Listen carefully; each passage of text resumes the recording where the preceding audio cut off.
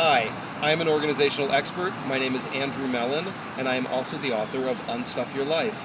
Kick the clutter habit and get organized for good.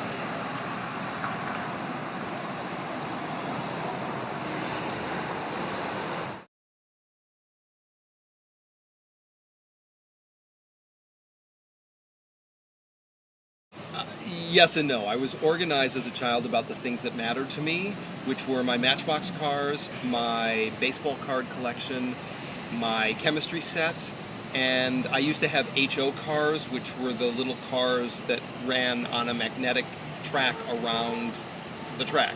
And so I used to repair those cars myself, and having the little components of the cars neatly organized so that when I was looking for a particular gear or a particular wheel, I could find them easily. These are the ways that I was organized. It wasn't anything that I was particularly conscious of. It just served me. I stopped collecting baseball cards and Matchbox cars and started to collect music, record albums. And those were, again, organized by artist, and then within the artist, the albums in order of release. Led Zeppelin's a perfect example because their albums were actually numbered. So inside the Led Zeppelin section, 1, 2, 3, and then 4, which is the Stairway to Heaven album, and 5, House of the Holy. And so they were all organized according to not only the artist, but also the year of the release. And that was an easy way to keep track of things.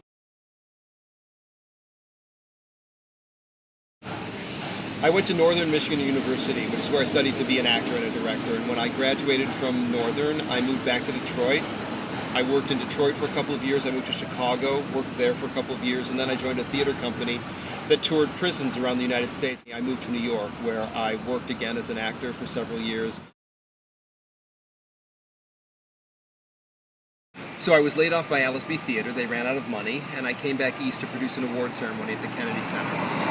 One of our awardees was a Nobel Peace Prize winner. I came to New York to get photographs from his office, and they were a mess. And through the course of trying to organize the photographs for my own purposes, they asked me if I wanted the job of organizing all of their photographs when the award ceremony was completed, and I said that would be a tremendous honor. I'd love to do that.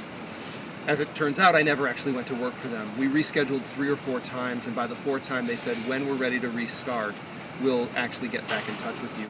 I told everybody I got this great gig creating a comprehensive photographic archive for a Nobel Peace Prize winner. That led to a friend referring me to an accountant who needed a filing system. The accountant referred me to clients of hers who would show up with a duffel bag full of receipts saying, I'm getting letters from the IRS, I haven't filed taxes in 5 years, I'm totally freaked out, can you help me make sense out of this? Every job led to 2 or 3 more jobs until this is what I was doing full time. I was still working freelance as a director and an actor at the time. So this work just kept coming at me, 2s and 3s, the clients kept coming and coming until it was what I was doing full time, and before I realized it, I had become a professional organizer. The organizational triangle is one home for everything, like with like, something in, something out.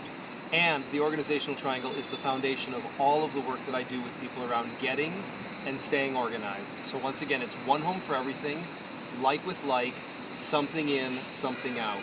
One home for everything means everything has one home and only one home. I don't care where the home is, but you need to establish that home, and whatever it is, you're either using it or it's in its home waiting to be used. You'll always be able to find it in 30 seconds or less. Like with like means all like objects live together. Not most of them, but all of them. So all of your office supplies live together, all of your Legos live together, all of your tools live together. That way you're not setting up a system again where most of the tools are in the toolbox, but maybe the screwdriver's in the junk drawer in the kitchen, and then when you need a screwdriver and you go to the toolbox to find it, you're surprised that it's not with all of its brothers and sisters. One home for everything, like with like, you'll be able to find anything in 30 seconds or less. The third leg of the triangle, something in, something out, is all about achieving stuff equilibrium.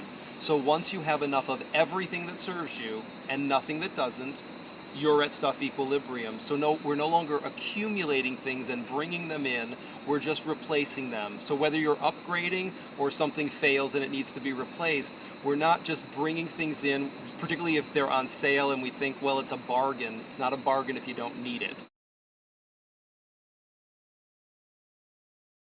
Now, if your child says, I want a new toy, you can of course reply, that sounds great. We have it in the budget, let's get you a new toy. Which of your old toys are you ready to let go of so we can pass that along to somebody else? It's another way to maintain stuff equilibrium, and also to have it be a learning moment for your child, that they understand that we're not just in the business of accumulating more and more things, but we understand that we're stewards of the objects that we have around us, and we enjoy them for a period of time, and then we share them with other people.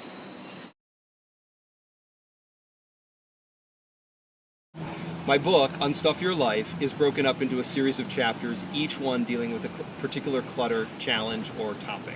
So the very first chapter of the book is You Are Not Your Stuff, where we lay down the foundations of distinguishing you from your possessions. The next chapter is called Keys, Wallet, Purse, Bag, which are the essential items that everybody seems to misplace, and I've created a system so that you will never not be able to put your hands on anything in 30 seconds or less.